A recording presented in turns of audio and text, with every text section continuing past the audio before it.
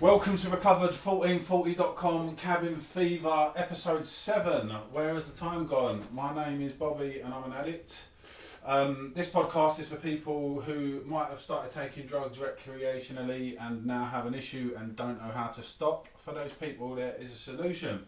Me and my friends have found that solution. We belong to a 12-step fellowship that wishes to remain anonymous at the level of press, media. They're not allied with any sect, denomination, any of that bullshit. But needless to say, if you are struggling, you can listen to the stories here on the podcast, do a little Google search, and I'm sure you'll find meetings in your vicinity full of people that want to love you and show you a new way of life. As I said, I've got a ton of friends who have adopted a way of life that works for us. And one of those is my friend Kay. Hello, Kay. How you doing? I'm good, mate. How are you? I'm very well, thank you, mate. Good. Yeah, you're here to share your experience. So with that, just like the meetings, I'll hand the podcast over to you. Lovely, I really appreciate that.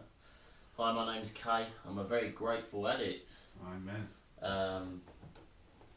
When I first came in and someone told me I'm a very grateful, recovered addict, I was confused because I was like, recovered? And it sort of got my back up a little bit, but I think when you go through the program, you actually see that you are recovering from that state of mind. You know, the illness that we suffer with. You know, it's actually dealing with the root of the problem.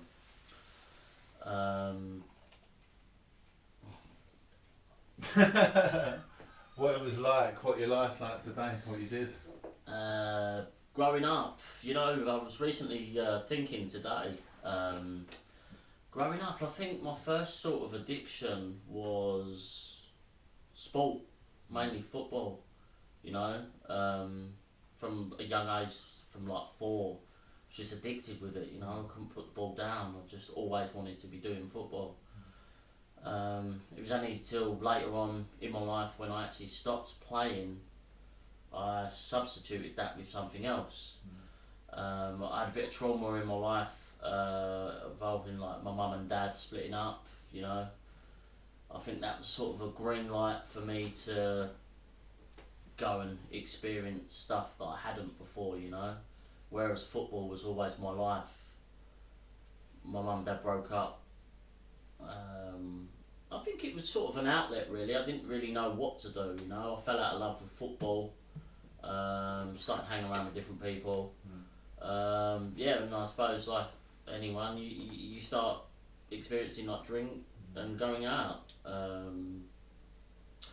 That rapidly progressed, as one does. Yeah, went through probably a few years of drinking, but it was abnormal drinking, I'd say.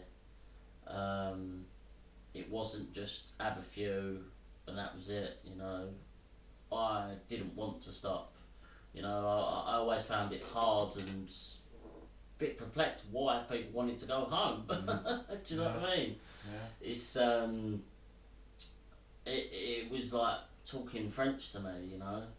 I never wanted to stop, you know, because as soon as I put that first one in me, I was off and running, you know. I wanted more and more and more. And it made me feel, well, no, do you know what? All the worries and the fears that was in my head, gone instantly, you know. Them endorphins and that, you know. For them hours that I was drinking, was not thinking about all the problems in my life, you know. And as I say, that went on for a long time. And I think, what's the term? ABC, alcohol becomes coke, you know. The drink weren't doing it no more, you know. yeah, and just started experiencing like different things really, you know, pills, ketamine, cocaine, alcohol I'd say was my gateway, but cocaine is truly what brought me to my knees, you know. Robbed everything from me, robbed my soul. It's mad because it's glamorised as such a best thing to have, or you know, it's like it's really not, you know. Absolutely not. It doesn't do anything for you, you know. Would you pay money to make yourself feel suicidal? Is the true fact of it, really. And that's where it brought me at the end. Lie, cheat, still, you know. Lying to everyone around me. I was stealing money out of my bank account to pay for things. Yeah, just well, I was still on the outside. Everything looked fine, but inside I was absolutely dying, you know. And it was just me versus me in my head. Yeah. And I couldn't talk to anyone. Couldn't talk to no one because no one was like me. Because in the end, it was just me on my own, you know. Because that's where it felt safe, you know. Like that was my safe place. I'd take what I needed, and that was my safe place. I didn't want to be around people, didn't want to talk to people, you know, like talking on the phone and off. Oh, no, definitely not. But yeah, so it literally had me where it wanted me, you know, on my own. Them thoughts in my head. And the thing is, I think when I was younger, the consequences, there weren't really any consequences, do you know what I mean? I used to just go out, do what I want, you know. When you've got jobs, family, you know, you've got responsibilities, you know, you need to be accountable. And like I say, from the outside looking in, I looked alright, but I weren't, I was fucked. Absolutely fucked. And yeah, literally it destroyed my life, you know. Absolutely destroyed my life.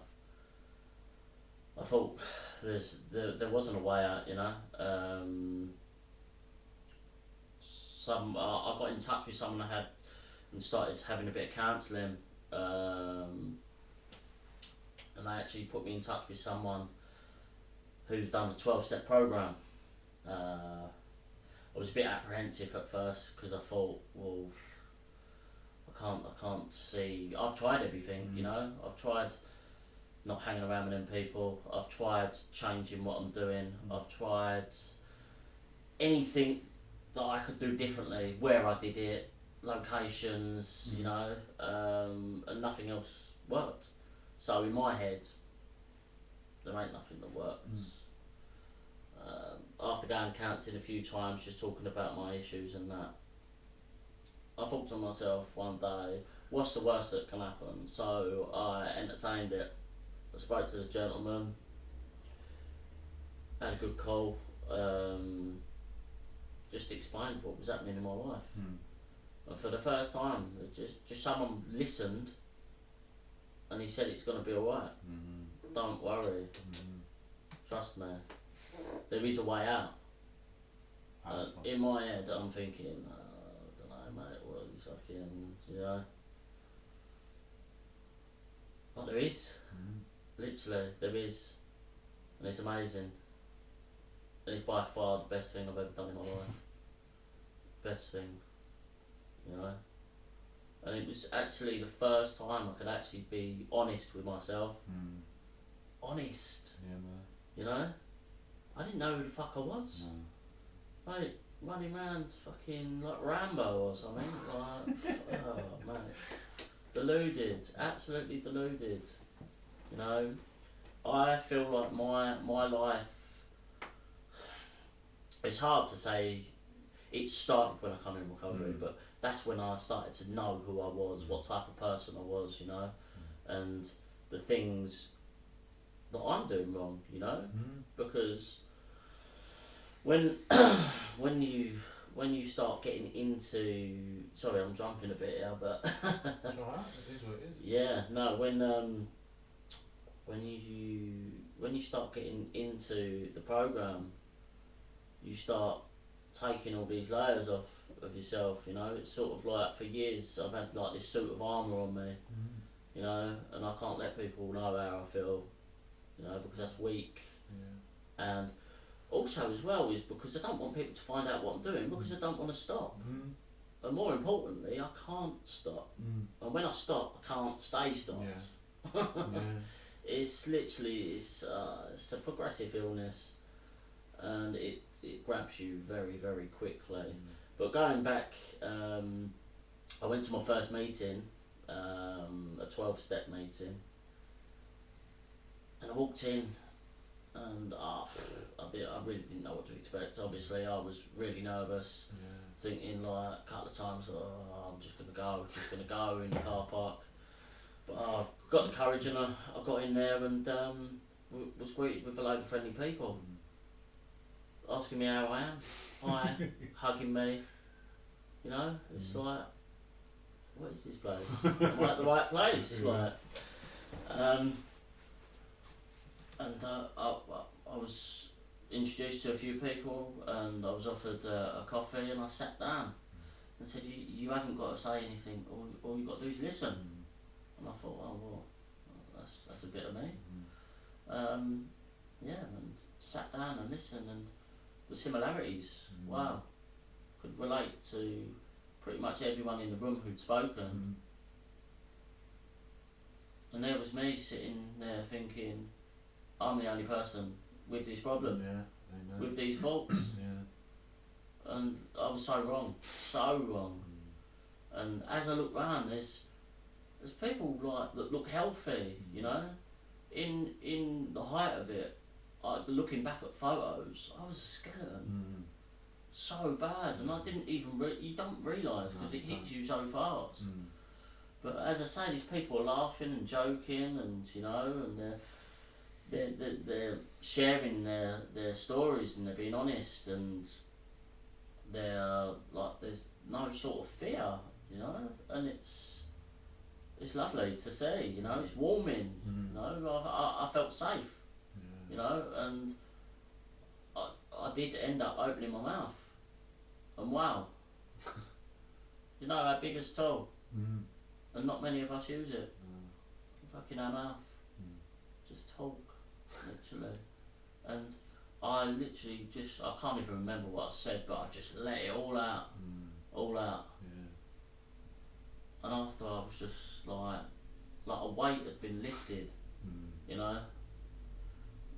It's just incredible, and this was just one meeting that I've been to, and I hadn't even started steps, anything. After I come out there, I was buzzing, find out, someone gave me a big book, some leaflets, and just told me about a website where I could find different meetings, and I was advised to do 1990, like, good chance, like, so I thought, you know what, I like a challenge, so I'll have a bit of that, so yeah, off I went, every night, different one, different story, meeting different people, but still, similarities, all there, you know, all different ages, sexes, you know. I suppose when you first think of someone who's like an alcoholic or an addict, you think of someone park bench, needle hanging out of them, you know. There's people sitting in their business suits, you know. It's just it's crazy, you know. But looking back, I thought the same, and I was doing it. I thought the same. I've got a job, I've got a house. I'm like putting food on the table and whatnot, you know. But I was no better. Yeah, going through. the meetings, meeting people, and then I met my sponsor. Big up my sponsor. Yeah, someone said to me early on, like, don't just jump on a sponsor, pick someone that you like the sound of what they've got, you know, what not what they can offer you, but like what you aspire to grow into, sort of thing, you know. And yeah, as I asked my sponsor, we started going through the work. Yeah, I I was fucked. Like, I was fucked. I was ready. Like, I was ready. I knew I was ready. You know, like they say that you have to hit your rock bottom. I was at my rock bottom, 100,000,000%. So I either had two ways, A or B. You know, live or die. I know that sounds generic, but it literally was. You know, I just lost everything. My life weren't worth living. And then I've got someone here who's offering me a solution. And I took him up on that. With both hands. Yeah, started taking me through it. Started reading out the big book. Again, as I'm reading through it, similarities exactly the same. Could relate to different parts in my life where this is the same. And it's just opens your mind, like how there is other people. There is other people. And you know what? There's still people out there suffering. But I suppose it's having the courage, isn't it, to change. Because previously to being at my rock bottom, I didn't want to change. There's nothing wrong with me. You know, it's everyone else pointing the finger. Everyone else, you know. That's because of this and this because of that, you know. It weren't nothing about my behaviour. Like running around acting like a degenerate. But yeah, start actually looking at my behaviours and thinking, fuck, I'm selfish. You know, I'm self-centred. Just like all my character defects, I've got about 100. It's probably a lot more. But it's humbling when you start actually looking and think, well, do you know what? Yeah, I am really. You know, like so narrow-minded before. But it's amazing how quickly you start to become well when you get in this program. Because one, it gives you purpose. Two, gives you a routine. And three, it keeps you thinking, you know, but about good positive things, you know, because before all you think about is negative things.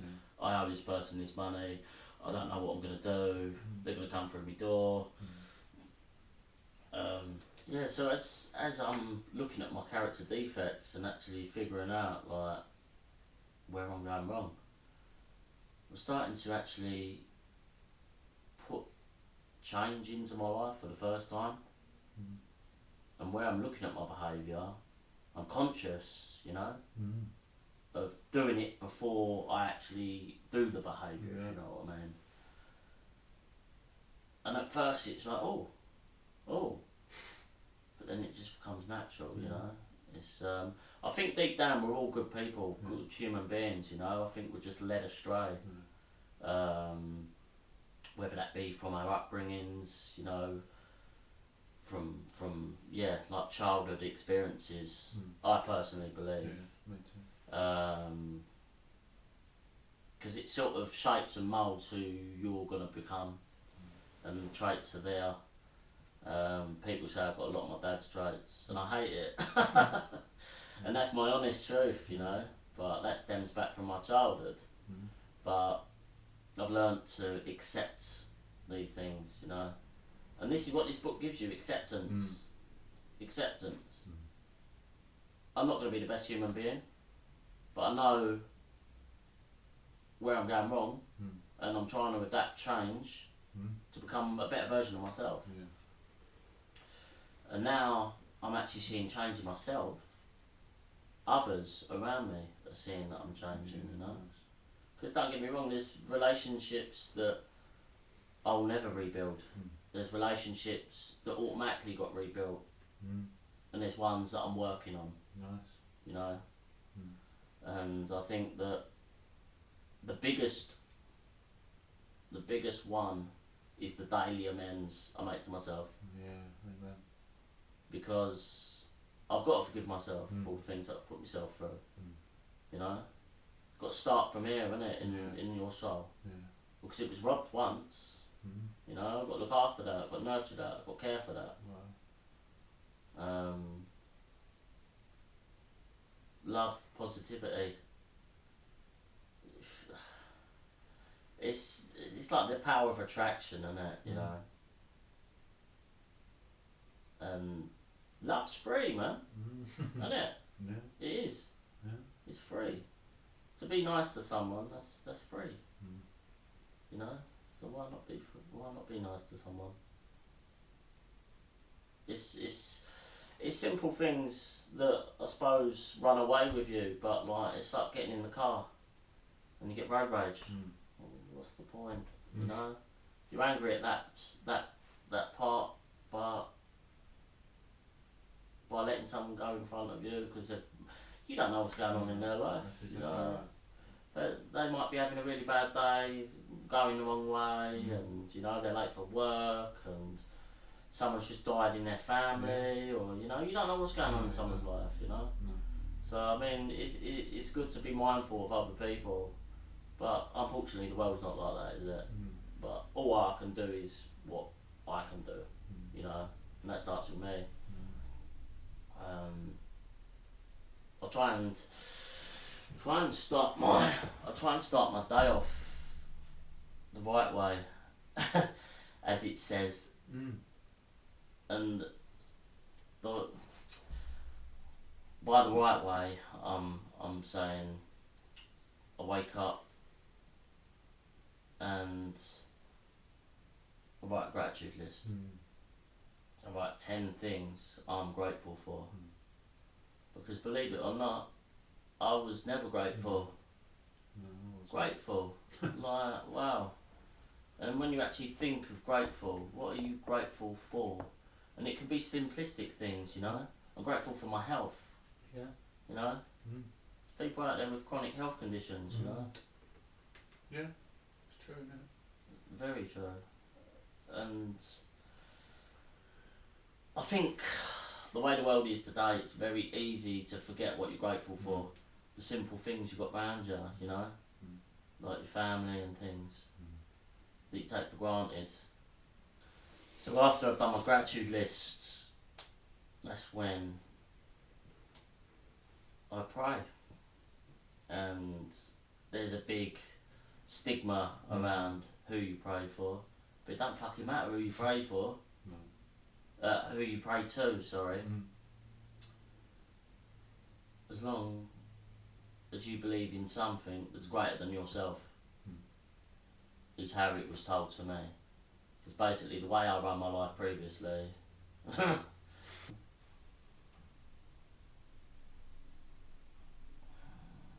me into. So by me handing that responsibility over every morning and asking for him to guide me, you know, to keep my family safe, to remove the character defects from me, and do for me what I could not do for myself. Literally. Powerful. Start me off the day right. And in early recovery, meditation was a big part. I need to do a lot more. I don't work the perfect program. No, I don't think anyone does. No, they don't. But it's hard because you've got to have that balance between family life, recovery. You know, because you got to have the correct balance, whether it be what meetings you're going to, connecting with people and stuff. You know, it can't all be about recovery. you still got to be a normal human being as such. So yeah, I'm learning every day. My day's different every day. The start of my day is always the same, you know, but no day is the same. So, but in times of need, I've got a program. I've got an instruction book of how to live my life, deal with situations. Yeah. So look at my behaviour. How good's that? Do you know what? It's free. It's free. Free. Mate, literally. Absolutely free. Doesn't cost you a penny. Absolute penny. And there's so many people that are in the same boat, you know, and it's a big community, a big family. And that's what it truly is. Yeah. You can walk into any meeting and you will be greeted with joy and happiness, you know. You'll get a big massive hug. And mate, I fucking love a hug. Yeah. I do love a hug, you know. It's that transferring, that love, that energy, you know. I love giving big bear hugs. Because to be honest with you, after a long day or you've gone through some shit, that's what you need. Yeah, of course. You need that physical, that hug, you know. To know that someone is there for you, you know. Yeah. It's fucking powerful. Yeah, it is. Very powerful.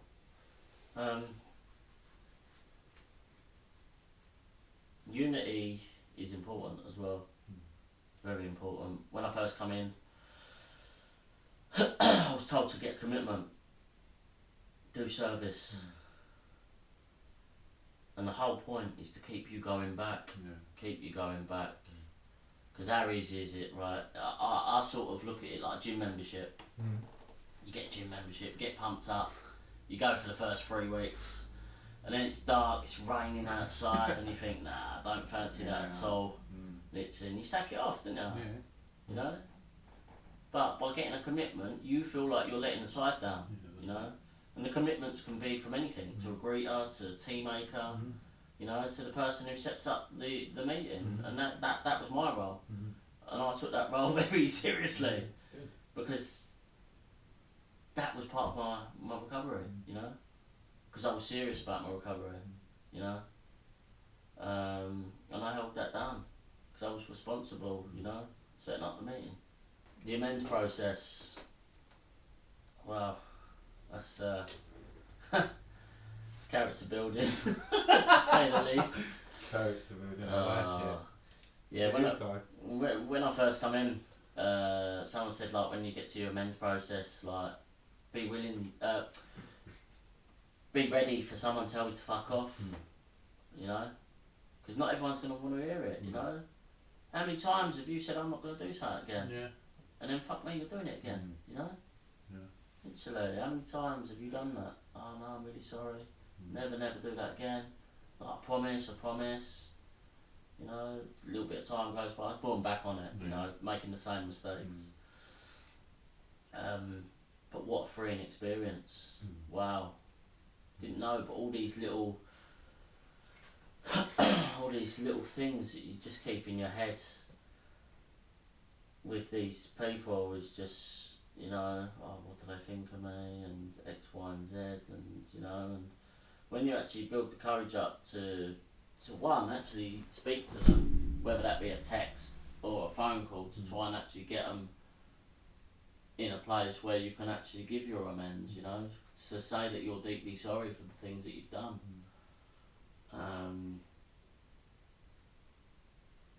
But yeah, what a freeing experience. What a freeing experience. Because essentially you're just clearing out all your closet, and everything you've got in there, you've got nothing else to lose. You're at your rock bottom. You've just fucking lost everything. And for the first time in life, you're being truthful. So yeah, no, it was a freeing experience. I think that when people look at the 12 steps of recovery, when you get to 12, you've completed it. That's it, you're done, you know? But that's not obviously the case.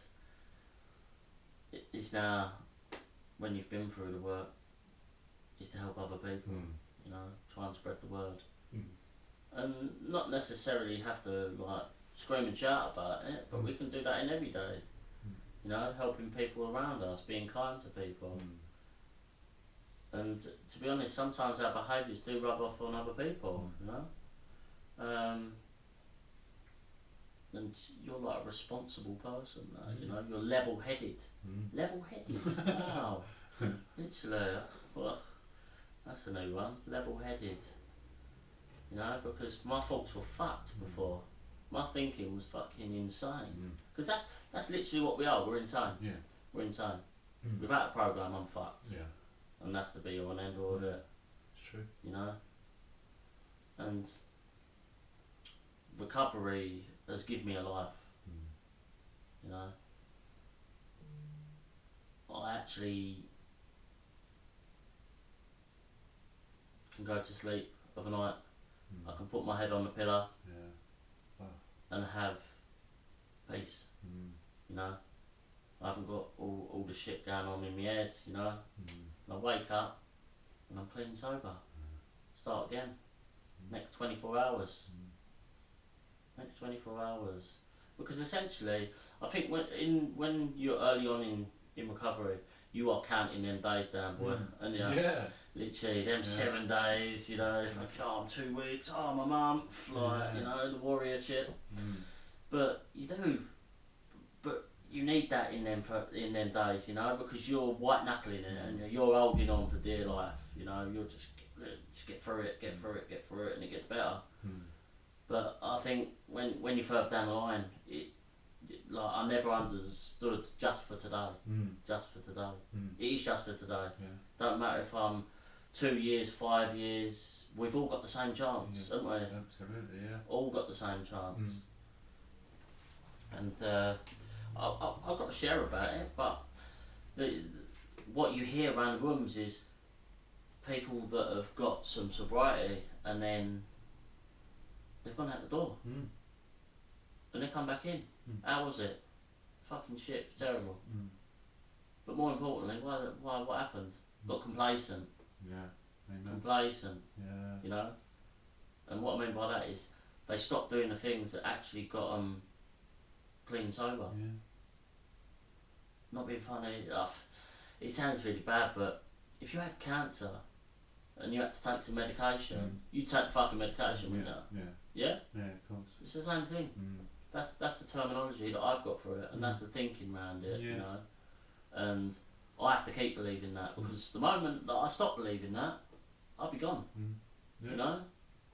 And I know. Imagine going back to 0 days. Imagine going back to 0 days. Fuck it all, mate. Literally. it happens. It does happen. Yeah, of course it does. And courage that it takes to get back up and come back, fucking hell. I mean, I'm extremely grateful that this is my first time and my only time. Because I can't do it, mate. I can't do it, literally.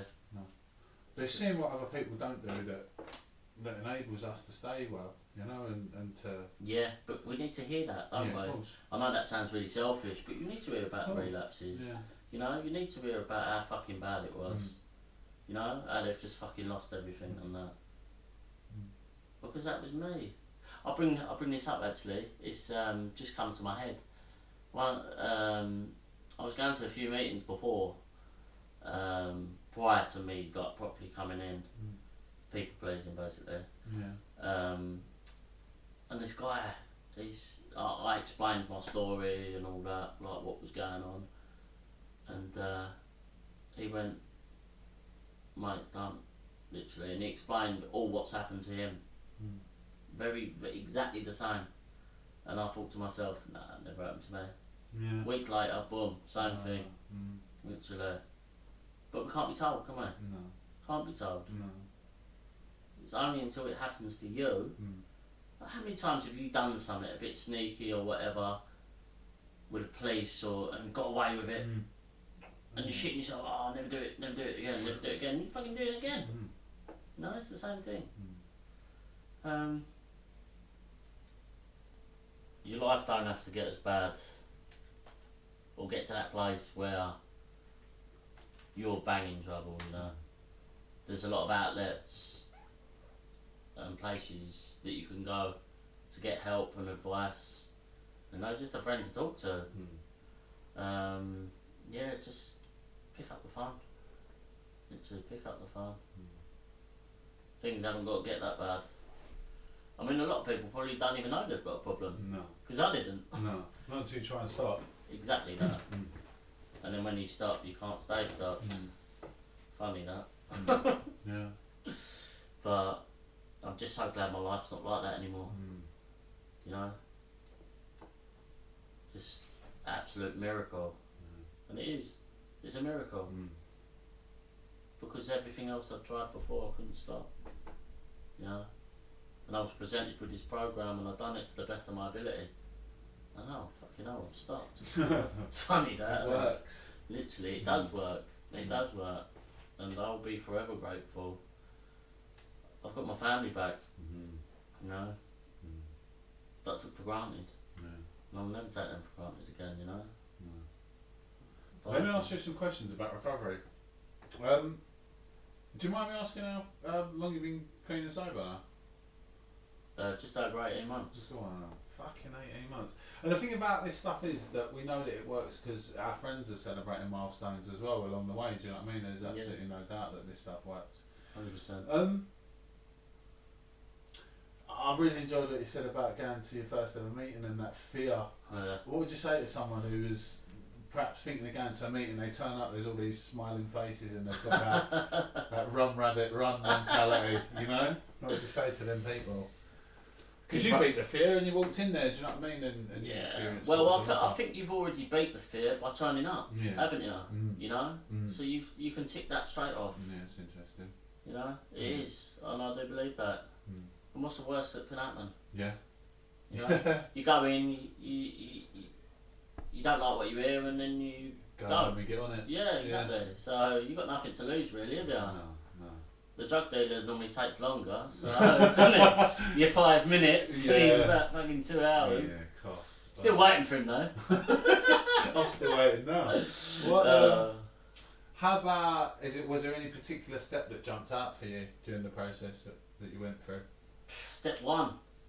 Fucking step one, mate. Fucking powerless. Yeah. Realising you're powerless. Because before, no. I just like drugs. Yeah. Or that one day I'll manage to control this. And, and use like a gentleman, as I say. Yeah. I'll just get a cheeky half. That fucking delusion that I chase to the gates of insanity. Don't. Yeah. It's like, but it hasn't even got to be to that extent. It's like, you know, like a chocolate bar. You know, the addictions can catch you in other ways. Oh, massive, literally, I have 1 square of chocolate. Boom, you've done the bar, haven't you? Never eaten 1 square of chocolate in my life. I buy the bar to eat the bar. Do you know what I mean? I know what I am today. But that's interesting as well, the fact that I'm not addicted to drinking drugs, that I can get addicted to anything, you know, my behaviours. Because you spoke a lot about balance as well, like keeping things in check. And that's pretty much what my life is now, you know, just making sure I don't overdo all the things that I'm capable of overdoing it with, you know. It could be anything. If I'm having a coffee in the morning, I'm drinking coffee all day, you know, I know that about myself today. Yeah. Step one, powerlessness. Unmanageable. My life had become unmanageable. I didn't realise that was referring to my emotions. Do you know what I mean? Because I'm leaving like fucking car crashes in my wake and destroying people, and my life's unmanageable, but I don't realise that it's that racing, uncontrollable head that I can't stop and faults, you know? It's a powerful step, isn't it, to accept all of that stuff and to realise that I need help here. Literally. I need some help here. And I think a lot of people looking at that step, when they actually think about it, they probably think, I am, but I'm scared. There's nothing to be scared about. No. Literally, there's nothing. There is life after drugs and drink. There is. You know, you can still go to parties, You know, and these are the things that you think, I'm never going to be able to go to a party again. Absolutely. Never going to be able to go into a pub. I'm never Yeah. going to be able to do this. Yeah. But you can, Yeah. literally, because you actually know what you suffer with. Exactly. You know? The temptation's been removed, doesn't it? It ceases Exactly. to be a problem, you know. But Exactly. that was huge for me because that kept me using for years. Yeah. I used to think, how am I going to not get on it on my wedding day? Yeah. Like, you ain't even in a relationship, you know what I mean? But that's how resigned I was to the idea that I would always be doing that for the rest of my life because I couldn't see another way of living without it. And then you come into recovery and you get well and you start doing all these things and you fucking enjoy them even more. Do you know, that's the biggest irony, isn't it? Yeah, definitely. I think do you know, like, drugs has become more acceptable within society. Yeah. Yeah, I mean, you look around, a lot of people are getting sober now. A lot of people Yeah. are, and it's fucking good to Yeah, see, mate. it is. You know, and it's inspirational. You know, how people are turning their lives around. You know, been in the gutter and fucking what they can accomplish. Yeah. You spoke about unity and fellowship. I used to, like, when I was struggling with the meetings and I couldn't get any acceptance, I'd come in and I'd wait till the meeting was just about to start. I'd get there and I'd quickly fuck off before anyone could talk to me. But how important, I know how important unity and fellowship is for you, but yeah, talk to me a little bit about that. Yeah. As I said earlier, I set the chairs up, set the room up, put scrolls up and whatnot, and I've always been one for timekeeping, so I was always there about half hour early for the fucking doors even open. So I was always in there, you know, greeting people, and I think that's how you make them connections, you know, because you're exchanging numbers and you get to know people, you know, and they start reaching out to you. How weird is that? Yeah. How weird is it when someone says, can I have your number? Yeah, I know. You're like, what? Especially when it's a geezer. Yeah, what's this geezer want? Yeah. But then you get the message the next day, how are you? And you're like... With a kiss. Yeah. But you're like, but no one's ever asked me how I am. Like, or cared about my answer. Yeah. You know, but to have people... Like you said, you walk in the meeting and you relate and you think, fuck me, I'm not alone. Like, I thought I was alone. I thought I was just some schizophrenic, you know. But yeah, every day we all support each other, don't we? We're like, that's, you know, we can recover, not I can stronger recover. in numbers, in numbers. Yeah, you always sort of talk about that. Yeah, we are, and I've said it a few times, but our mouth is our biggest tool that we can use. Literally, you know, and it's when you're feeling shit, that's when you need to pick the phone up, you know. Yeah. And in time, like, there's a few things going on in a few fellows' lives at the minute, and they've just lent into the program, you know. Yeah. They could have quite easily gone out the door, easily, but where would that have got them? Nowhere. No. Literally. I love what you said about coming into the meetings and getting a commitment gave you a sense of responsibility. That's powerful, isn't it? Because we couldn't be trusted to do anything before, could we? Like, early in my recovery, my main objective was to make sure that I made my bed in the morning, because I had no discipline. I couldn't do anything. Do you know what I mean? So it was a little thing, like a tiny little thing to set me off. But those sort of, this program's so perfect, how it gives you that little bit of responsibility and makes you feel useful, doesn't it? It gives you that purpose. It's so clever, isn't it? Yeah. You know, how learning to be of service to others is good for our own self-esteem as well. Of course, and I think as well, when you're reaching out and asking others how they are, you're taking yourself out of self. So whatever's going on in your life, for that split second, you're taking yourself out and seeing how someone else is. And to be honest, someone could be really struggling, and then they get your text or phone call, you know, and it brightens their day. You've done that for me a few times where we've spoken on the phone, and you know, I can talk about things that I wouldn't have even known that them things were going on for me in the past. Do you know what I mean? But we can, like you say, we can be honest today, can't we, about how we feel.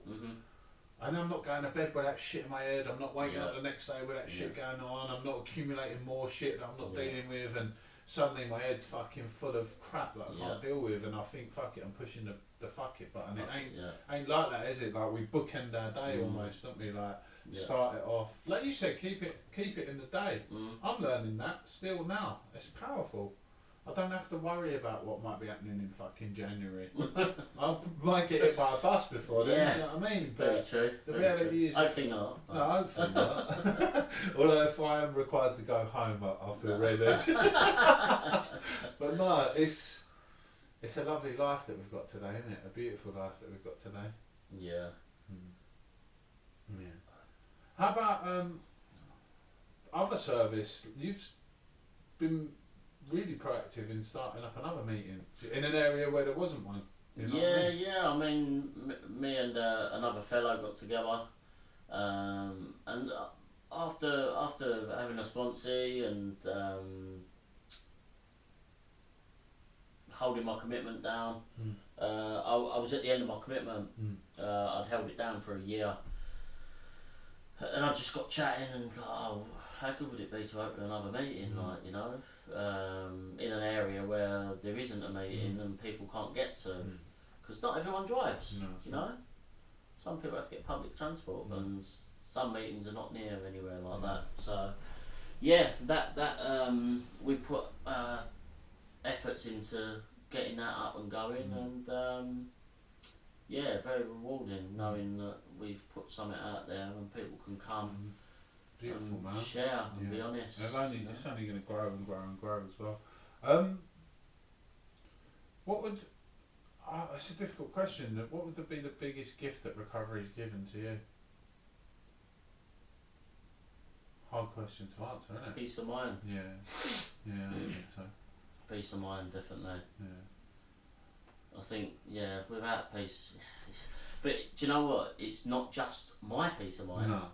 It's my wife's peace of mind, my mum's peace of mind, you know. There's so many different people involved, you know, because they say it's a family illness, you know, because even though you're the one who suffers from it, everyone else is the add-on, you know, it's the aftermath of it.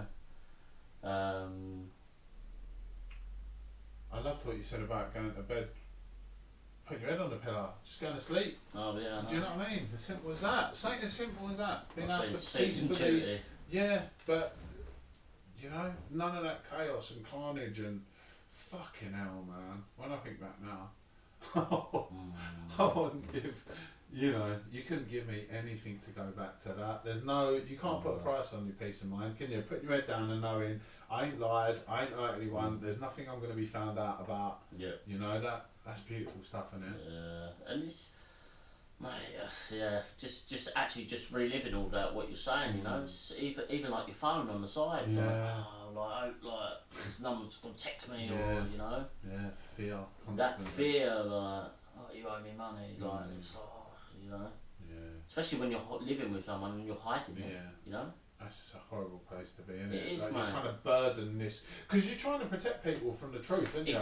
Like, you don't do it, well, I suppose it's multifaceted, but essentially you're trying to protect these people because you think one day I'm going to be able to solve it, one day I'm going to be able to... And they don't need... They don't need the... I don't want to trouble them with my troubles. It's nonsense, obviously, and it sounds like nonsense when you say it now, but, you know, we're always trying to do the right thing. The road to hell's paved with good intentions, that sort of thing, do you know what I mean? But yeah, the blessings. Like, as well as what you said, the family... afterwards, you know, to see my mum laughing and joking and enjoying her life now, it wasn't like that. Not having to worry about to worry. She's on holiday now. Like the last time, well, she's had a couple of holidays now, where I've been a good boy. But I remember once I dropped her to the airport. I came back. It was a sunny day. I thought I'd just get a cheeky off, and I sat at the kitchen table for a week. I was chained to it for a week, and then. When it was time to go and get her, I went to the wrong fucking airport to pick her up. Do you know, like, just complete disaster zone. Like, but no one sits there with the intention to go, I'm going to sit at this kitchen table for a week using. That's never the idea, do you know what I mean? Like, no one chooses to be an addict, do they? Statistically, people will find out that they are. But yeah, what a beautiful gift that we've got in our lives today. To be able to be accountable and like you said, it's a miracle, isn't it? Yeah, and I think a lot of people, like through experience, people come in, they do steps 1 to 3, and then get on to step 4 and they go out the door. Yeah. And it's that fear behind it, you know. But No one is judging you here. No one. Like we've said, it's so freeing. You know.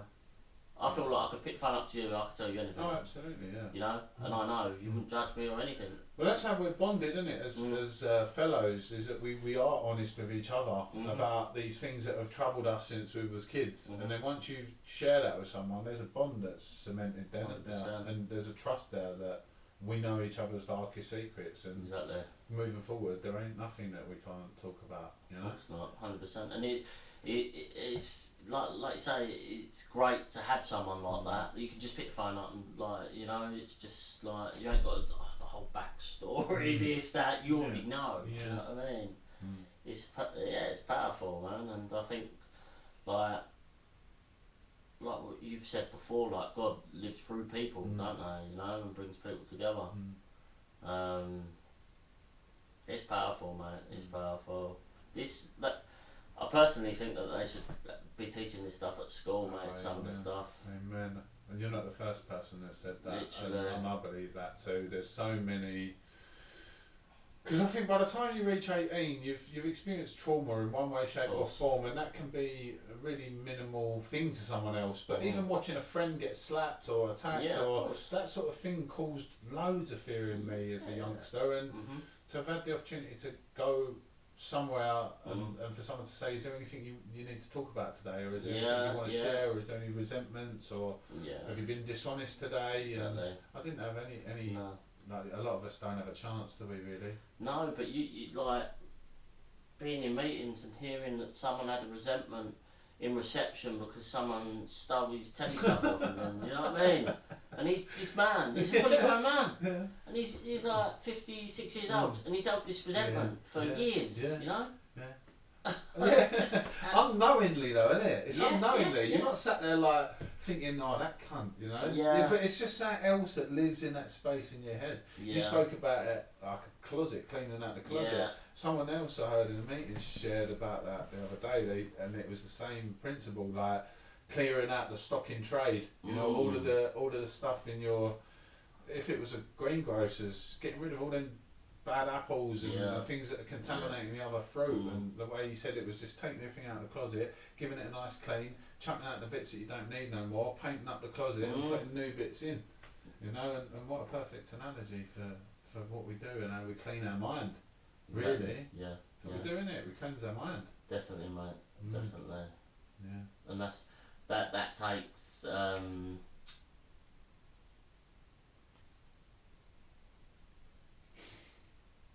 courage.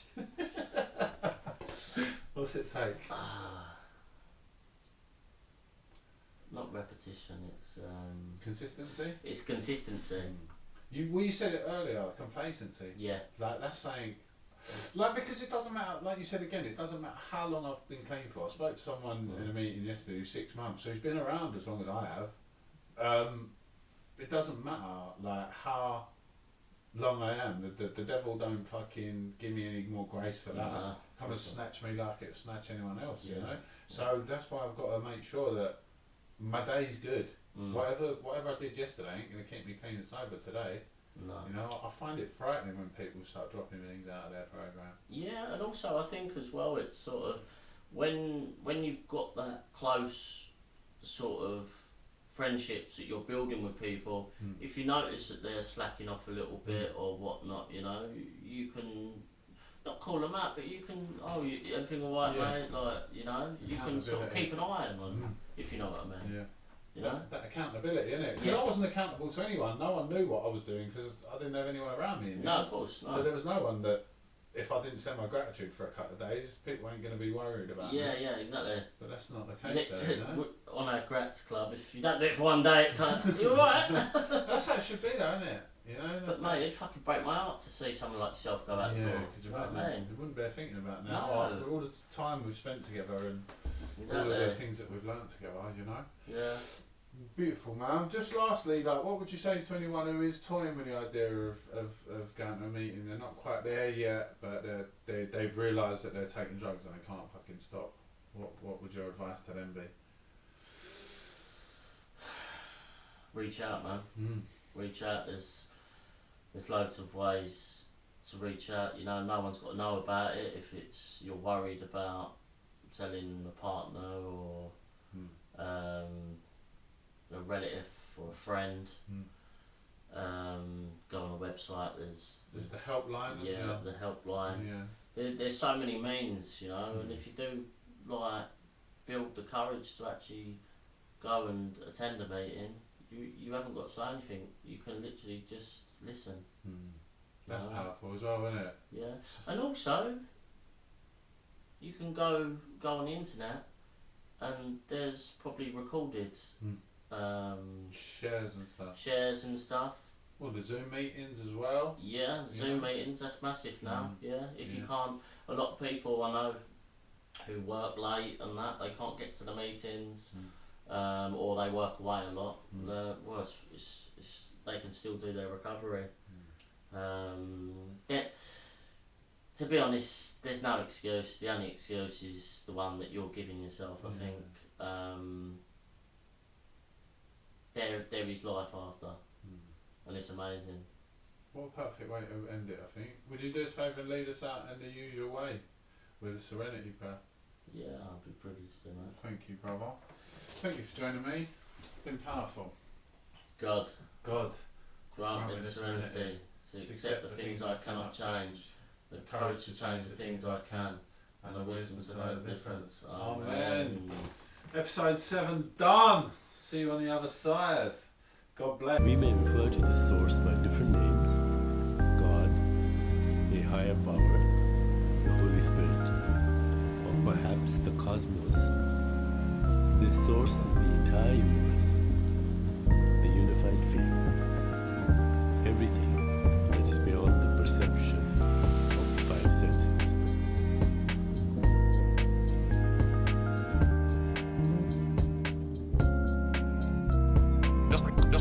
Just received in our news, and further details of this continuing story. Just received in our and further details of this